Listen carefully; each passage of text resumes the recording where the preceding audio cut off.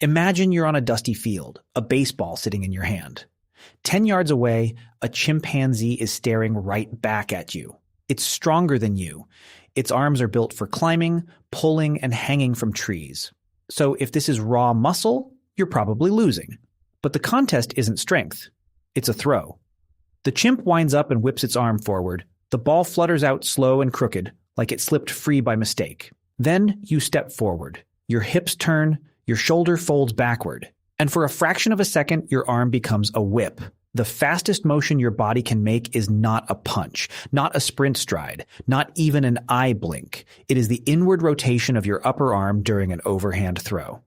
That motion can pass 9,000 degrees per second. Think about that for a second. Your shoulder briefly moves like a biological slingshot.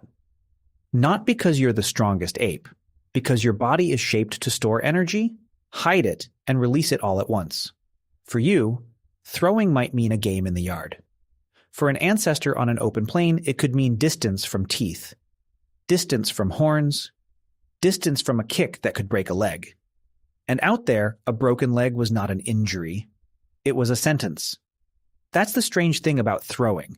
It turns a small, soft animal into something dangerous from far away. And here's why that mattered so much. Humans didn't get saber teeth. We didn't get claws. We didn't become the fastest thing on the savannah. We got a body that could put force over there. Across the gap, before the animal reached us. Charles Darwin noticed the basic idea back in 1871. He saw that walking upright freed the hands, and free hands could carry tools, weapons, and stones thrown with aim. Darwin even wrote about Fuegian foragers in Tierra del Fuego. To him, throwing was not a sport. It was survival technology. But to understand it, you have to stop thinking about the arm first. A good throw begins in the ground.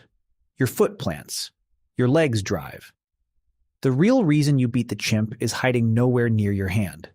Your torso follows.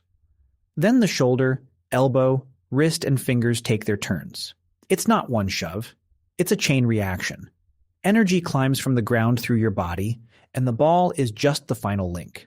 In the 1990s, pitching researchers measured this in skilled adult pitchers. They found the arm was not acting alone. The whole body was arriving at the release point in order. Legs first, torso next, arm last, and here's where the story gets bigger than sports. Because the same chain shows up in a hunter throwing a spear. It shows up in a kid throwing a snowball. It shows up in a quarterback, a cricket bowler, a javelin thrower. Different objects, same hidden machine. Now here's the part that makes humans so unusual. To throw forward, you first move the arm backward. The upper arm rotates away from the target. The shoulder stretches, ligaments, tendons, and muscles load like a bowstring. Then the body lets go. In 2013, Neil Roach and colleagues tested this with high-speed motion capture. They had 20 male throwers, most of them collegiate athletes. 16 were baseball players. They threw a 144-gram baseball at a target 10 meters away. Cameras tracked the motion 1,000 times every second, and what they saw was strange. During the cocking phase, the upper arm went beyond what muscle could actively do. On average, it rotated 57 degrees past the active limit. That means the arm wasn't just being placed there, it was being stretched there. Then, during acceleration, those stretched tissues recoiled. The researchers estimated that elastic recoil could provide about half the shoulder rotation work. About half. So the throw is not just muscle firing harder, it's muscle setting a trap for stored energy, then releasing it at exactly the right moment, and they proved it in a beautifully simple way. They put throwers in a brace that limited how far the arm could cock back. The brace took away part of the spring. The athletes did not suddenly forget how to aim. Accuracy stayed about the same, but ball speed dropped by about 8%. Not because they became clumsy, because part of their catapult had been tied down. Now compare that to the chimpanzee. In Roach's data, trained chimpanzees threw around 12 to 19 miles per hour. The fastest recorded chimp throw was 22.4 miles per hour. Aroldis Chapman threw 105.8 miles per hour at Petco Park in 2010. Same kind of baseball, completely different violence. Because speed doesn't just add energy, it squares it. That big league pitch carried more than 20 times the energy of the chimp's best throw. And this is the first big answer. Humans don't throw well because our arms are massive. We throw well because our bodies let the arm lag behind, load up, and whip forward. But here's what nobody expects. Part of becoming a great thrower may have meant becoming a worse climber. Chimpanzees have shoulders built for life above the ground. That helps them hang, swing, and pull. But it creates a problem for fast overhand throwing. Their shoulder and elbow don't line up the way ours do. If one part loads well, another part loses room to move.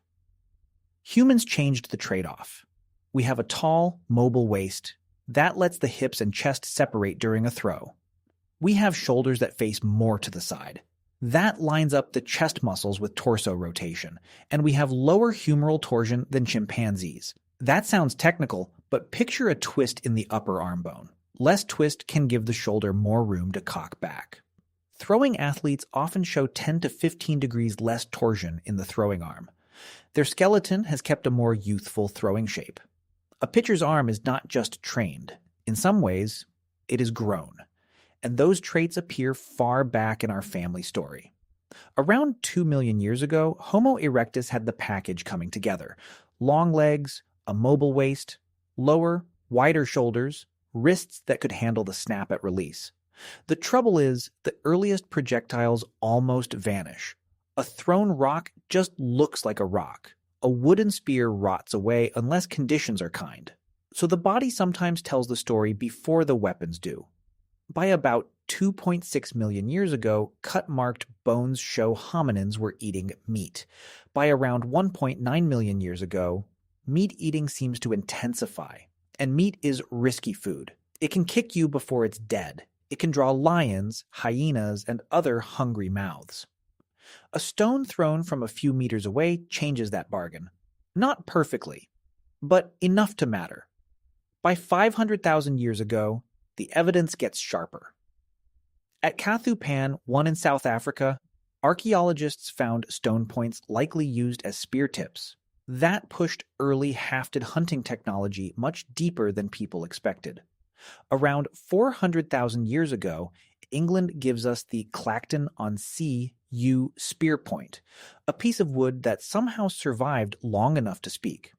Then comes Schöningen, Germany. In the 1990s, miners and archaeologists uncovered wooden spears in an open-cast lignite mine. They were found with butchered horse remains. These were not just pointed sticks. Many were made from slow-growing spruce. They were shaped, tapered, and balanced toward the front half. Someone understood flight in their hands?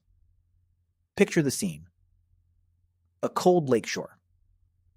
Horses moving close together. Hunters close enough to be trampled, but not so close that teeth and hooves own the entire fight. For years, some models treated hand-thrown spears as very short-range weapons, maybe only 5 to 10 meters. But in 2019, Annemieke Milks, David Parker, and Matt Pope tested replicas. 6 trained javelin athletes threw Schöningen spear 2 replicas.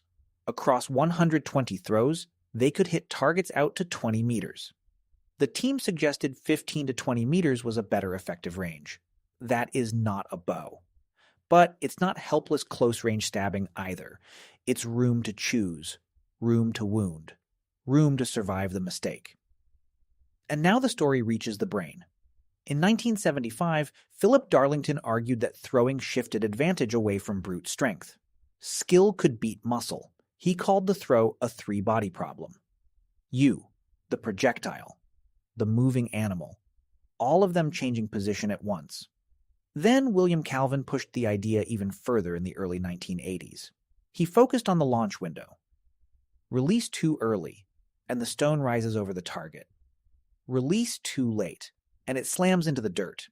Calvin calculated that when throwing distance doubles, the timing window shrinks 8-fold. That's a tiny slice of time. A body has to sequence itself with brutal precision. Calvin's language idea is still speculative, but the image stays with you. Before we sequenced words, maybe we learned to sequence bodies, targets, timing, and flight. And here's the warm, ordinary part. The hardware is ancient, but the software is practiced. Most people can throw better than any other animal, but elite throwing is learned early. In a 1983 study, researchers filmed 180 children aged 3 to 9. At ages 3 and 4, boys and girls showed almost no speed difference. Around age 5, many boys began showing a mature overhand sequence. Elbow speed peaked just before release. Then wrist and ball speed surged. The point is not that one body is magic. The point is practice gets written into movement. Sometimes it even gets written into bone. Repeated childhood throwing can shape shoulder range and upper arm twist. Culture finishes what evolution started. Now here's the darker reversal.